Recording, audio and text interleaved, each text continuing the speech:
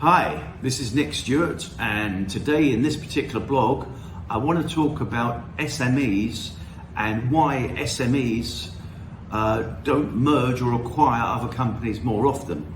It seems that it's a business mainly for PLCs and big organizations, but small medium enterprise businesses can gain a lot from this, and maybe a much more.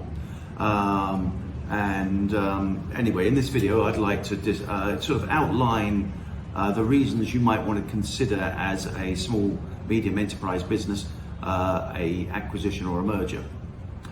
Okay, very simply we need to understand the basic ground rules first. So the basic ground rules are very simple.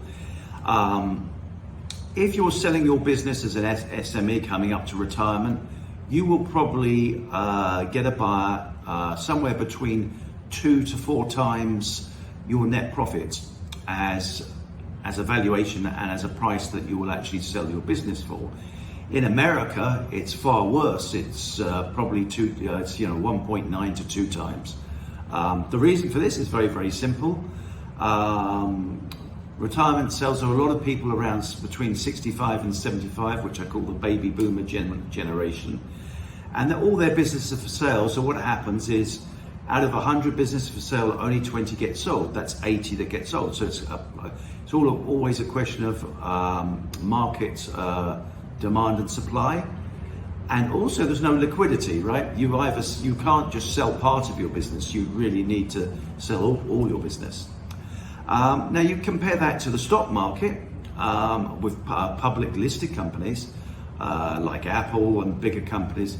They will generally have a valuation, the top companies, between 20-30 times their annual profits.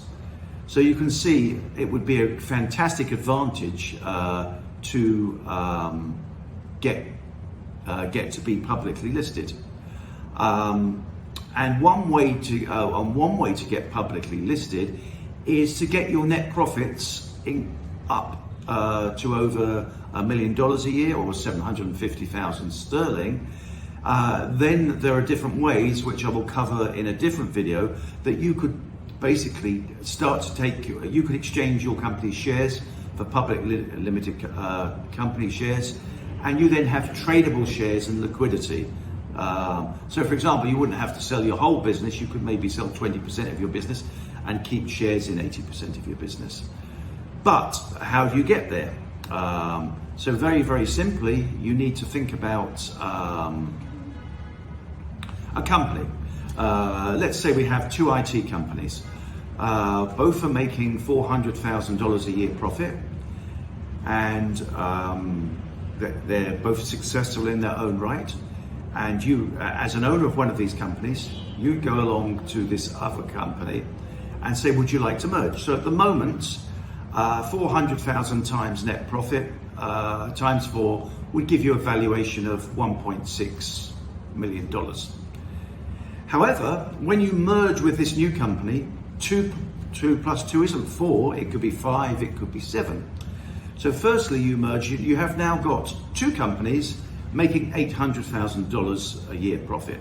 However, you could now have a scenario where you can start to look at ways that you can amalgamate, not amalgamate the two, but where you can find cost savings and some form of the ways that different companies can work together. So an example of this, in this example I gave you, one IT company could be very good at sales, and one other IT company could be very good at administration and solving problems.